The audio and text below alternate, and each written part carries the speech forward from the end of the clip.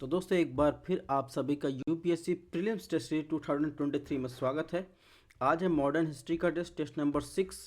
इसके पहले हमने 5 टेस्ट में टेस्ट नंबर फर्स्ट कंप्लीट कर लिया है और आज से टेस्ट नंबर 2 स्टार्ट हो रहा है। और टेस्ट नंबर 2 में हम 1857 के विद्रोह से लेकर जो है विश्व की घटनाएं और राष्ट्रवादी प्रतिक्रिया और गांधीवाद का उदय तक को हम 100 क्वेश्चन में सॉल्व करेंगे।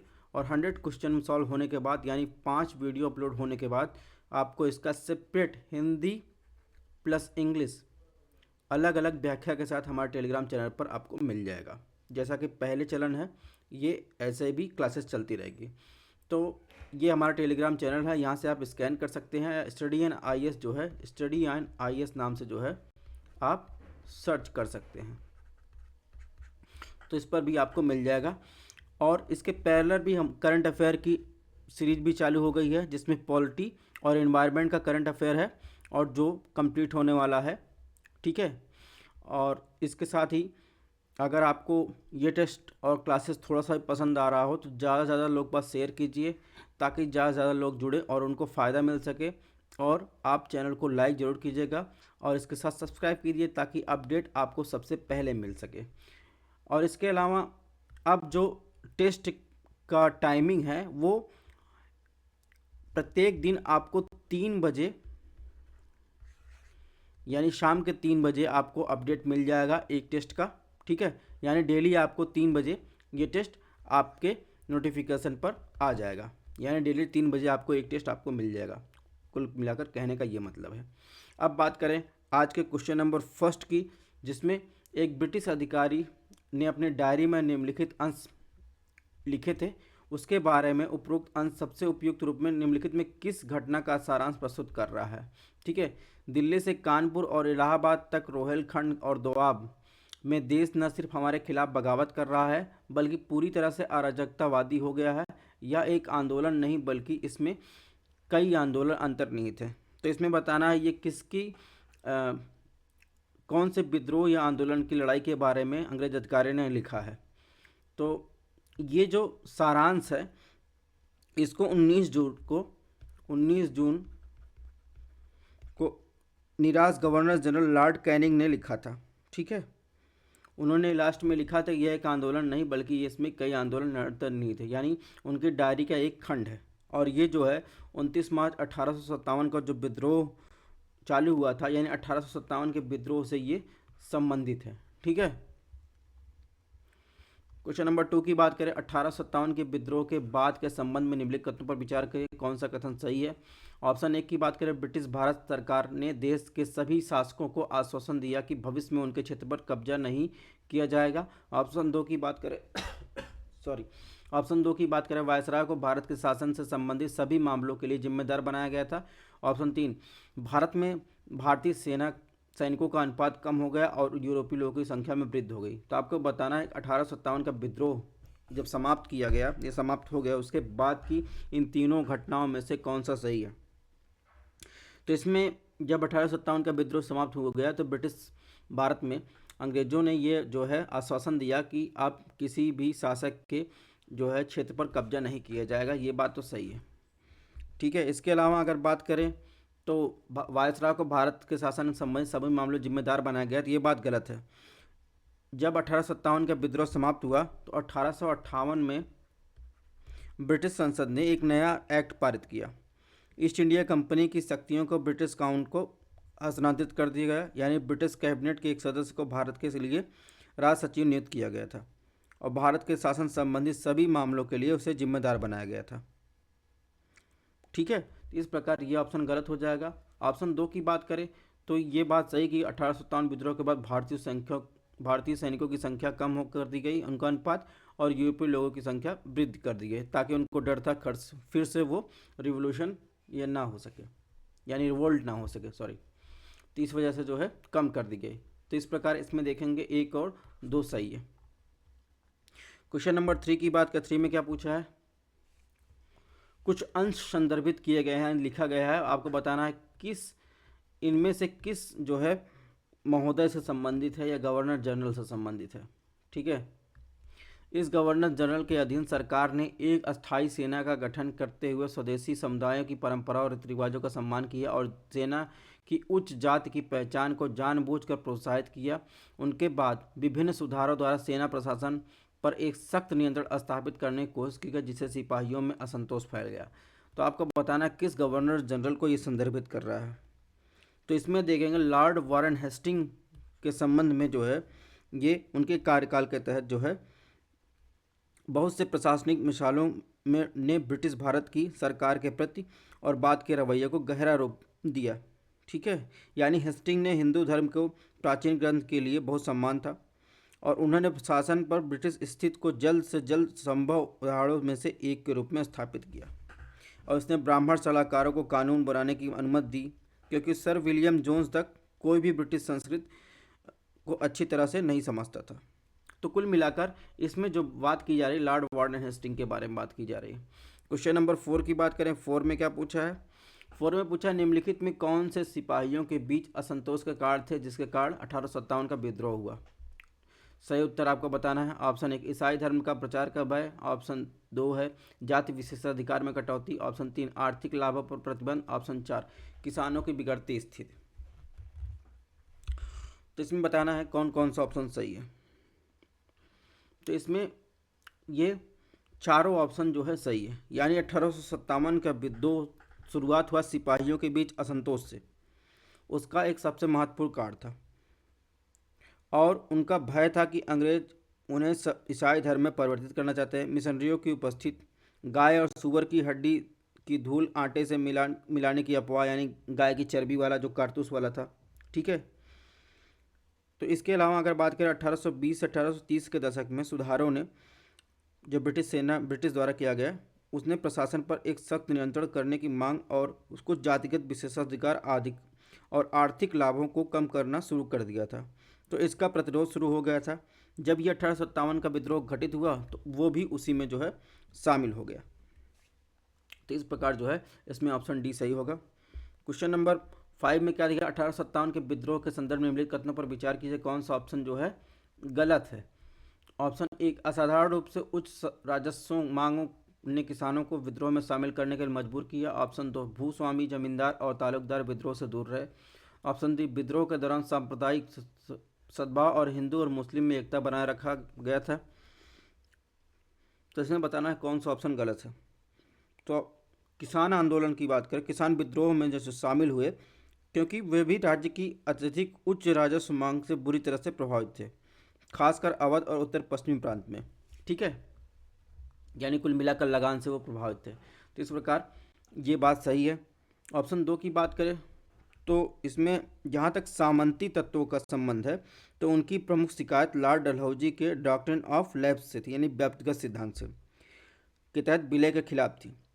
यह विरासत की पारंपरिक व्यवस्था में ब्रिटिश हस्तक्षेप के समान था और इनसे असंतुष्ट सामंतों का एक समूह बना जिनके पास विद्रोहियों के शामिल होने का पर्याप्त कारण था। ठीक है, तो इस प्रकार जो है ये दूर नहीं रहे, ये भी शामिल हुए, ये ऑप्शन गलत है। इसके अलावा ग्रामीण समाज अन्य तत्वों जो विद्रोहियों की श्रेणी में शामिल हो गए वो जमींदार या तालुकदार थे। इसके अलावा अगर बात करें ऑप्शन 3 की, तो ऑप्शन 3 जो है सही, यानी विद्रोह के दौरान सांप्रदायिक सद्भाव और हिंदू मुस्लिम एकता को बनाए रखा गया। तो इसमें ऑप्शन 2 जो है गलत है, यानी इसके हिसाब से जो है ऑप्शन 2 सही होगा। क्वेश्चन नंबर 6 के बाद 1857 के विद्रोह के संदर्भ में स्थान दिया गया है, उनके नेता का नाम दिया गया है। दिल्ली के संबंध जो है जनरल वक्त खान, कानपुर बेगम हजरत महल, रोहिलखंड खान बहादुर खान, लखनऊ से नाना साहब। इसमें बताना कौन सा सही सुमेलित है। तो इसमें देखेंगे 1 और 3 जो है वो सुमेलित है। दिल्ली से जो है जनरल बख्त खान और रोहिलखंड से खान बहादुर, ये जो है सुमेलित है। ठीक है, यानी ऑप्शन डी होगा। इसके अलावा बात करें तो दिल्ली से बहादुर शाह द्वितीय भी शामिल थे। ठीक है, लखनऊ से अगर बात करें, लखनऊ से बेगम हजरत महल और बिजरिस कादिर अहमदुल्ला, अवध के पूर्व नवाब के सलाहकार, ये जो है लखनऊ से थे। ठीक है, इसके अलावा कानपुर से नाना साहब, राव साहिब यानी नाना के भतीजे तात्या टोपे, अजमुल्ला खान, ये सब भी शामिल थे। ठीक है, रोहिलखंड के बाद को खान बहादुर खान, झांसी से रानी लक्ष्मीबाई, इलाहाबाद और बनारस से मौलवी लियाकत अली, फर्रुखाबाद से तुफजल हसन खान, ग्वालियर कानपुर से दत्ता चौपे, उड़ीसा की बात करें तो सुरेंद्र चंद शाही, उज्ज्वल शाही, मथुरा से सेवी सिंह और कदम सिंह। तो कुल मिलाकर इसमें जो है 1 और 3 जो है सुमेलित है। ठीक है, ऑप्शन डी।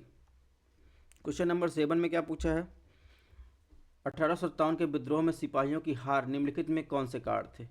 सही उत्तर आपको बताना है। ऑप्शन 1 एकीकृत कार्यक्रम विचारधारा का अभाव, ऑप्शन 2 एक अति आवश्यक अखिल भारतीय चरित्र का अभाव, ऑप्शन 3 गोरखा बॉम्बे और बंगाल रेजिमेंट के सिपाहियों की भागीदारी का अभाव, ऑप्शन 4 परिष्कृत हथियारों और गोला बारूद की कमी, ऑप्शन 5 शिक्षित भारतीय बुद्धिजीवियों के समर्थन की कमी। तो इसमें आपने देखा है कि शिक्षित और बुद्धिजीवियों की समर्थन कमी, ये बात तो जो है सही है। ठीक है, और इसके अलावा उनके पास हथियार गोला बारूद की कमी थी, ये बात भी सही है। अगर बात करें विद्रोह के मुख्य रूप से बंगाल सेना को प्रभावित किया, जबकि मद्रास और बॉम्बे रेजिमेंट शांत रहे। ठीक है,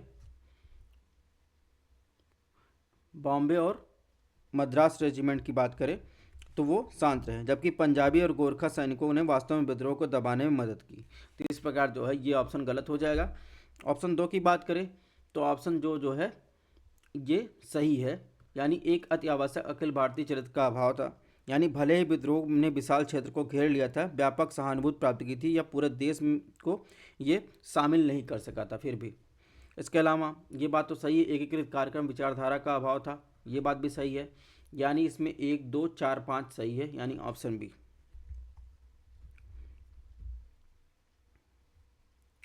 क्वेश्चन नंबर 8 की बात करें, इसमें 8 में क्या पूछा है,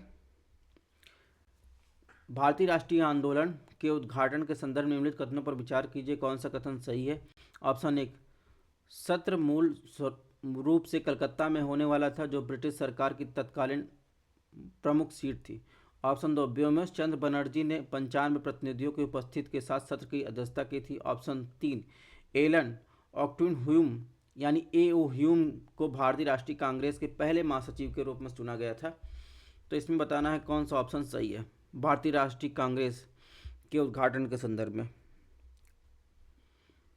तो इसमें अगर ऑप्शन 1 की बात करें तो जब भारतीय राष्ट्रीय कांग्रेस के मूल सत्र रूप में पूना में होने वाला था, हालांकि शहर में एक हैजा के प्रकोप की योजना के अंतिम समय में बदलाव के लिए मजबूर किया और यह स्थल बॉम्बे में गोकुलदास तेजपाल संस्कृत कॉलेज में हस्तांतरित किया गया।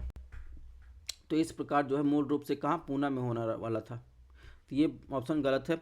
ऑप्शन 2 की बात करें तो ऑप्शन 2 भी गलत है, यानी सत्र की अध्यक्षता करने वाले डब्ल्यू.सी. बनर्जी सहित कुल 72 प्रतिनिधियों की उपस्थिति में थे, जबकि अधिकांश 38 प्रतिनिधि बम्बई थे और केवल 4 बंगाल थे। इस प्रकार संगठित राजनीति के बदलाव का प्रदर्शन कर रहे थे।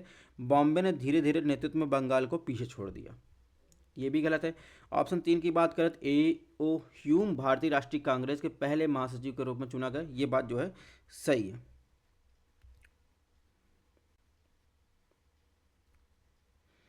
और बाद में इसका नाम जो है इंडियन नेशनल यूनियन से इसका नाम जो है इसी में बदलकर भारतीय राष्ट्रीय कांग्रेस कर दिया गया था। तो इस प्रकार जो है इसमें कौन सा ऑप्शन सही है, इसमें ऑप्शन जो है सही पूछा है तो ऑप्शन 3 जो है सही है। क्वेश्चन नंबर 9 की बात करें, 9 में दोस्तों क्या पूछा है, 9 में पूछा है अपने प्रारंभिक वर्षों में भारतीय राष्ट्रीय कांग्रेस मुख्य रूप से शहरी अभिजात वर्ग, मध्यम वर्ग के पेशेवर और जमींदारों से बनी थी। ऑप्शन 2 की बात करें तो इसमें कांग्रेस को घोषित लक्ष्यों में से एक भारत के लोगों के बीच सभी प्रांतीय पूर्वाग्रहों का उन्मूलन था, कौन सा कथन सही है? अगर बात करें प्रारंभिक कांग्रेस का मुख्य रूप से शहरी अभिजात वर्ग, मध्यम वर्ग, पेशेवरों और जमींदारों से बनी थी, ये बात जो है सही है। यानी इसमें जो शामिल थे उच्च जाति के हिंदू वर्ग शामिल थे। 1/3 से अधिक सदस्य जो है कानूनी पेशे से संबंधित थे। अगर डब्ल्यू.सी. बनर्जी के शब्दों में कहे तो कांग्रेस ब्रिटिश सरकार के वफादार और अविरोधी शुभचिंतकों का एक संघ था।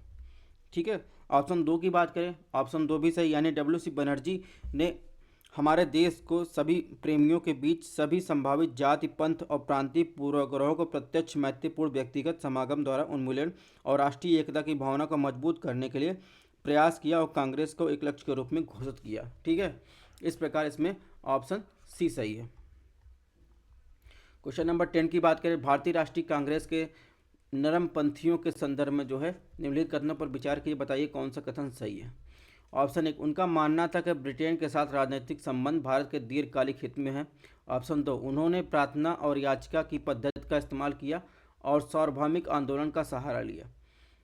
ऑप्शन 3, उनका मानना था कि दमनकारी ब्रिटिश नौकरशाही द्वारा देश की प्रगति में बाधा आ रही है। तो इसमें बताइए तीनों में कौन सा सही है भारतीय राष्ट्रीय कांग्रेस संबंध में। अगर तीनों की बात करें तो तीनों ऑप्शन जो है सही है, यानी ब्रिटेन के साथ राजनीतिक संबंध भारत के दीर्घकालिक हित में होंगे, ये बात भी सही है। उन्होंने प्रार्थना और याचिका की पद्धति इस्तेमाल किया, संवैधानिक आंदोलन का सहारा लिया, और उनका मानना था कि दमनकारी ब्रिटिश नौकरशाही द्वारा देश की प्रगति में बाधा आ रही है, जो नरमपंथी थे। ठीक है, नरमपंथी ब्रिटिश सरकार के प्रति वफादार थे और उनके साथ मैत्रीपूर्ण और शांतिपूर्ण जो है संबंध चाहते थे। तो इस प्रकार इसमें ऑप्शन डी जो है सही है। क्वेश्चन नंबर 11 में क्या पूछा है, एक प्रसिद्ध इतिहासकार ने निम्नलिखित जो है उद्धरण पर विचार करें। सरकारी कार्रवाई या निष्क्रियता का विरोध करने वाले उनके संकल्प हमेशा निंदा के बजाय पछतावा और मांग के बजाय सुझाव देंगे। उपरोक्त उद्धरण स्वतंत्रता पूर्व भारत के निम्नलिखित में से किस राजनीतिक संस्था की कार्यशैली की एक टिप्पणी है। तो नरमपंथियों की जैसे हमने बात की ऊपर, तो सरकारी कार्रवाई निष्क्रियता का विरोध करने वाले उनका संकल्प हमेशा निंदा के बजाय पछतावा और मांग को सुझाव देंगे। तो ये से हमेशा देखने लगता है, ये हमेशा नरमपंथियों की विचारधारा रही है, यानी नरमपंथियों की सीमित मांगों को हमेशा ऐसी भाषा में रखा जाता था जो कोमल और सतर्क हो। ठीक है, यानी इसका संबंध नरमपंथी से। क्वेश्चन नंबर 12 की बात करें, इसमें क्या पूछा, निम्नलिखित घटनाओं पर विचार करें। ऑप्शन 1, लंदन में भारतीय राष्ट्रीय कांग्रेस की ब्रिटिश समिति का गठन किया। ऑप्शन 3, तीसरा एंग्लो बर्मा युद्ध। ऑप्शन 4, भारतीय राष्ट्रीय कांग्रेस का पहला मुस्लिम अध्यक्ष। ऑप्शन 4, चापेकर ब्रदर्स और WC रैंड की हत्या।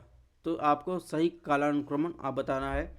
ठीक है, तो अगर बात करें तीसरा एंग्लो बर्मा युद्ध, ये कब हुआ था। तीसरा एंग्लो बर्मा युद्ध 1885 में 19वीं सदी के बर्मा और अंग्रेजों के बीच 3 युद्धों में से एक था और अंतिम था। ठीक है, 1885 में जो है ऊपरी बर्मा के विलय की निंदा की थी कांग्रेस ने। इसके बाद भारतीय राष्ट्रीय कांग्रेस का प्रथम मुस्लिम अध्यक्ष की बात करें तो ये कब चुना गया, ये 1887 में, और बरुद्दीन तैयबजी जो है इसके अध्यक्ष बने। इसके अलावा अगर बात करें भारतीय राष्ट्रीय कांग्रेस की ब्रिटिश समिति जो है, ये जो है लंदन में बात करें तो 1889 में। यह ब्रिटेन में भारतीय मुद्दों के बारे में जागरूकता बढ़ाने के उद्देश्य से बनाया गया था, जो है लंदन भारतीय राष्ट्रीय कांग्रेस की ब्रिटिश समिति की बात कर रहे हैं। इसके अलावा चापेकर और WC रैंडे की हत्या की बात करें तो ये जो है 1897 में 22 जून 1897 को दामोदर हरिचापेकर और बालकृष्ण हरिचापेकर, 2 भाइयों के राहत उपायों के गलत संचालन के लिए पूना में प्लेग आयुक्त WC रैंड की हत्या कर दी गई थी। तो कुल मिलाकर इसमें देखेंगे ऑप्शन ए जो है इसका सही आंसर है। क्वेश्चन नंबर 13 की बात करें, 13 में क्या पूछा है, निम्नलिखित कथनों पर विचार करें, कौन सा कथन सही है। ऑप्शन 1, रास्ता गुफ्तार एक एंग्लो मराठी पेपर था जिसे दादा भाई नौरोजी और खरसेदाजी कामा ने बॉम्बे प्रांत में शुरू किया था। ऑप्शन 2, बंगाली सुरेंद्रनाथ बनर्जी द्वारा स्थापित एक अंग्रेजी भाषा का समाचार पत्र था। ठीक है, तो इसमें अगर बात करें ऑप्शन 1 की तो रस्त गुफ्तार वस्तुतः द टूथ टेलर, ठीक है, इसका अंग्रेजी में अनुवाद था द टूथ टेलर, बॉम्बे के संचालित एक एंग्लो गुजराती पेपर था जिसकी शुरुआत 1854 में 1854 में यानी 1854 में दादा भाई नौरोजी और खर्शेद जी कामा ने पश्चिम भारत के पारसियों के बीच सामाजिक सुधार के लिए किया था। यानी ये एंग्लो गुजराती पेपर था, ठीक है, और बॉम्बे संचालित होता था। ये ऑप्शन जो है गलत हो जाएगा। ऑप्शन 2 की बात करें तो जो बंगाली एक अंग्रेजी अखबार था, ठीक है, और जिसकी स्थापना गिरीश चंद्र घोष ने की थी और बाद में सुरेश चंद्र बनर्जी ने इसकी कमान संभाली थी। तो इसकी स्थापना जो है गिरीश चंद्र घोष ने की थी, बाद में इसे सुरेश नाथ बनर्जी ने संभाली थी। इस प्रकार जो है इसमें ना तो 1 ना तो 2 सही है, यानी ऑप्शन डी। क्वेश्चन नंबर 14 में क्या पूछा है, निम्नलिखित कथनों पर विचार करें, उपरोक्त में से कौन सी मांग नरमपंथियों द्वारा औपचारिक रूप से रखा गया था। ऑप्शन 1, भारतीय परिषद में भारतीयों को शामिल करना। ऑप्शन 3, सेना के कमीशन रैंक में भारतीयों की नियुक्ति। ऑप्शन 3, न्यायपालिका को कार्यपालिका से अलग करना। ऑप्शन 4, नमक कर का उन्मूलन। ऑप्शन 5 भारत के अन्य भागों में अस्थायी बंदोबस्त का विस्तार। तो अगर बात करें राजनीतिक प्रश्नों पर जनहित जगाने के उद्देश्य से नरमपंथियों ने कई मांगें रखी थी। राजनीतिक मांग की बात करें तो उसमें विधान परिषद में भारतीयों को अधिक प्रतिनिधित्व की बात की थी, और भारतीय परिषद का उन्मूलन, भारतीय परिषद का गठन, भारत के पड़ोसियों के खिलाफ आक्रामक विदेश नीति का अंत, न्यायपालिका कार्यपालिका से अलग कार्य करना, और आर्थिक मांगों की बात करें उसमें आर्थिक प्रवाह का अंत, यानी जो यहाँ से भारत से जो है विदेश इंग्लैंड पैसा जाता था। इसके अलावा भू राजस्व में कमी, नमक कर का उन्मूलन। सैन्य मांग की बात करें तो सशस्त्र अधिनियम का निरस्त, सेना में कमीशन, रैंक के भारतीयों की नियुक्ति। सामाजिक मांगें थी कुछ, भाषण, विचार, संघ, प्रेस की स्वतंत्रता जैसे नागरिक अधिकार, समय पर न्याय और मुकदमे बाजी की लागत में कमी। तो इस प्रकार जो है इनकी सामाजिक, आर्थिक, राजनीतिक मांगें थी नरमपंथियों के। इसमें देखेंगे 2, 3, 4, 5 जो है सही है। ठीक है, 2, 3, 4, 5, तो इसमें ऑप्शन बी जो है सही हो जाएगा। क्वेश्चन नंबर 15 में क्या पूछा है, स्वदेशी आंदोलन के संदर्भ में निम्नलिखित कथनों पर विचार कीजिए। कौन सा उपरोक्त में से कौन कौन से कदम औपचारिक रूप से चरमपंथियों द्वारा उठाया गया था, यानी एक्सट्रीमिस्ट जो थे। ऑप्शन ए बंगालियों के बीच अटूट बंधन स्थापित करने के लिए रक्षाबंधन का आयोजन। ऑप्शन 2 संदेश फैलाने के लिए स्वयंसेवी संगठनों का गठन। ऑप्शन 3 सक्रिय प्रतिरोध और कानूनों का अवहेलना। ऑप्शन 4 सरकार और साथ ही सरकारी देसी सामानों का बहिष्कार। तो इसमें बताना चरमपंथियों द्वारा उपरोक्त में से कौन कौन से उपाय जो है अपनाए गए थे औपचारिक रूप से स्वदेशी आंदोलन के संदर्भ में।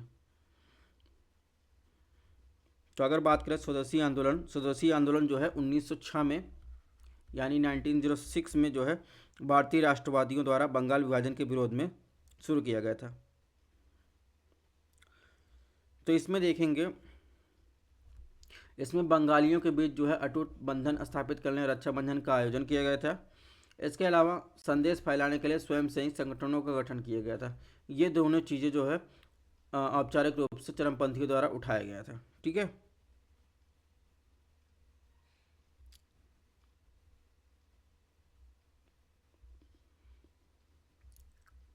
तो इस प्रकार इसमें ऑप्शन ए जो है सही है। इसके अलावा विदेशी सामानों और सरकारी संस्थाओं का बहिष्कार ये भी शामिल था। ठीक है, राष्ट्रीय शिक्षा कार्यक्रम, बहुत सारी चीज़ें इसमें शामिल थी, यानी जनसभाएं की गई, जुलूस निकाले गए, वंदे मातरम गायन किया गया, स्वयं सेवकों संगठनों समितियों का गठन किया गया।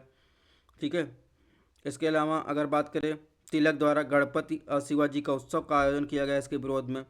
आत्मनिर्भर रक्षाबंधन जैसे प्रतीकात्मक भावों का जोर दिया गया। राष्ट्रीय शिक्षा कार्यक्रम चलाया गया। स्वदेशी और स्वदेशी उद्यम बढ़ा गया।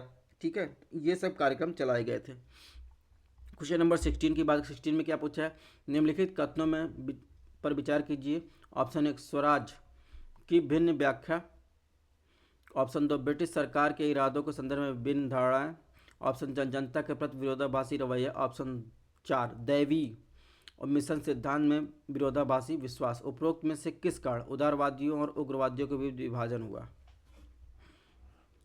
तो इसमें देखेंगे अगर ऑप्शन 1 की बात करें तो स्वराज के लिए उग्रवादियों की मांग ब्रिटिश शासन को पूर्ण आज़ादी और पूर्ण स्वतंत्रता की मांग, जबकि उदारवादी क्या चाहते थे, वो केवल औपनिवेशिक शासन के भीतर स्वशासन चाहते थे। तो इस प्रकार जो है ये बात सही है कि दोनों के बीच स्वराज को लेकर जो है अलग अलग व्याख्या दी जा रही थी। ऑप्शन 2 की बात करें, ऑप्शन 2 जो है सही है, यानी ब्रिटिश सरकार के इरादे के संदर्भ में अब उनकी जो है विभिन्न मतें थी।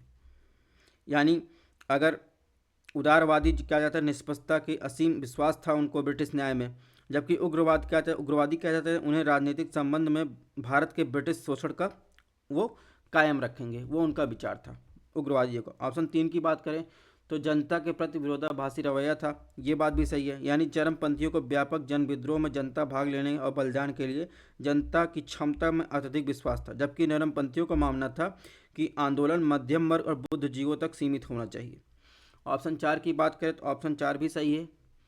ठीक है, यानी दैवी सिद्धांत यह मानता था कि भारत में अंग्रेजों का विजय एक ईश्वरीय उद्देश्य था।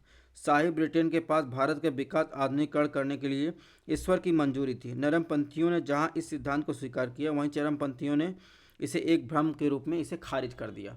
इस प्रकार इसमें ऑप्शन डी जो है सही होगा। क्वेश्चन नंबर 70 में क्या पूछा है, निम्नलिखित कथनों पर विचार कीजिए।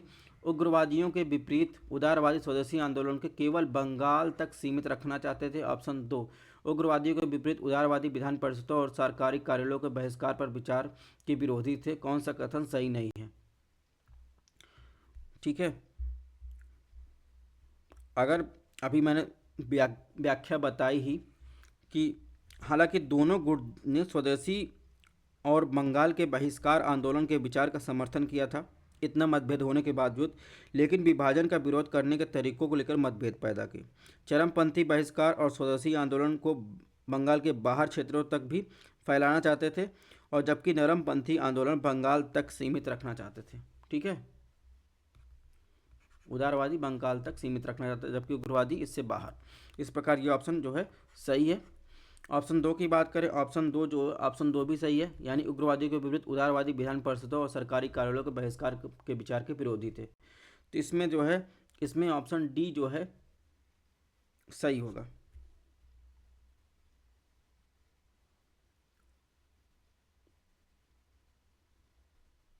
यानी इसमें एक दो दोनों से जो है कौन सा सही नहीं पूछा है, यानी दोनों सही है।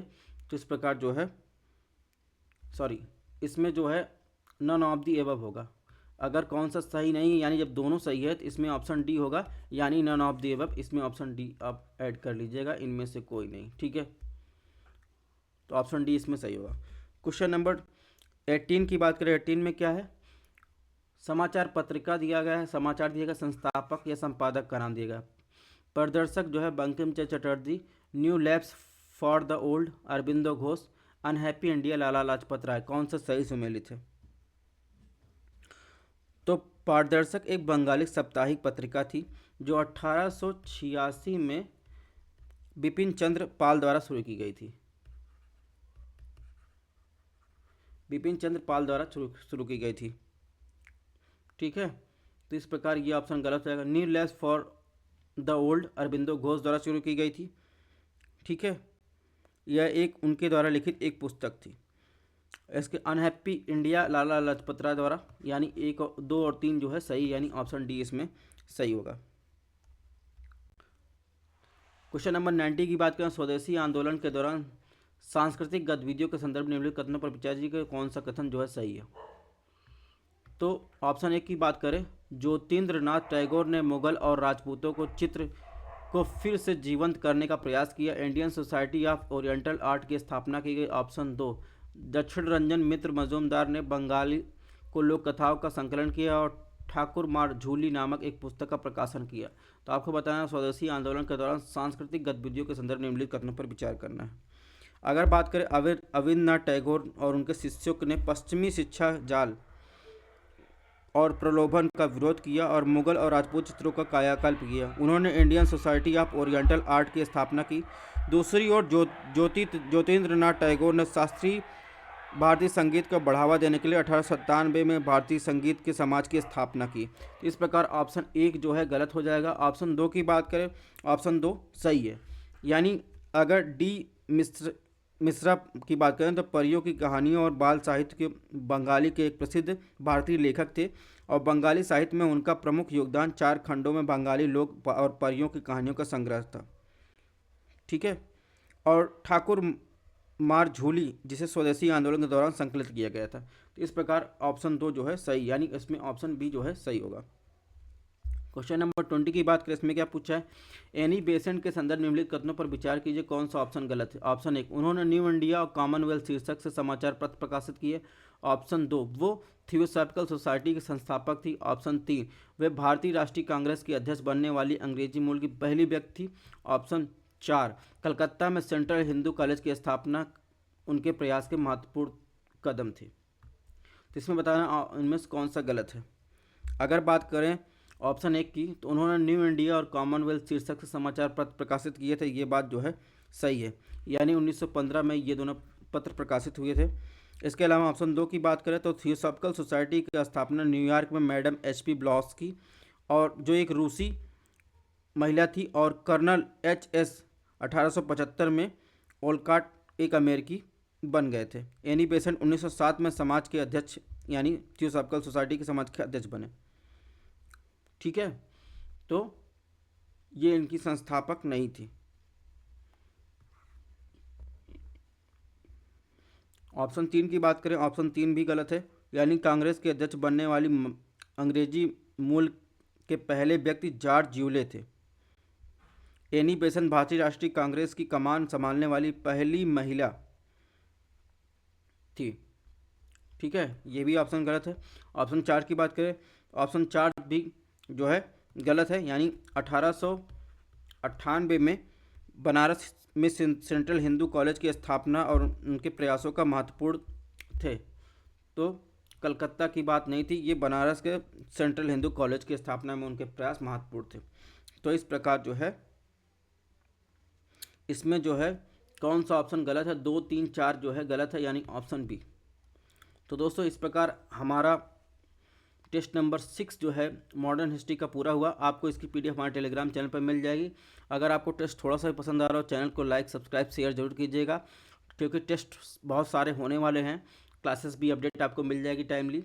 और ध्यान रखिएगा, डेली 3 बजे आपको ये क्लासेस टेस्ट की मिलेंगी। ठीक है, थैंक्स फॉर वॉचिंग। अपने हेल्थ का ध्यान रखिएगा। स्टे ट्यून, मिलते हैं नेक्स्ट टेस्ट और नेक्स्ट करंट अफेयर क्लास के साथ।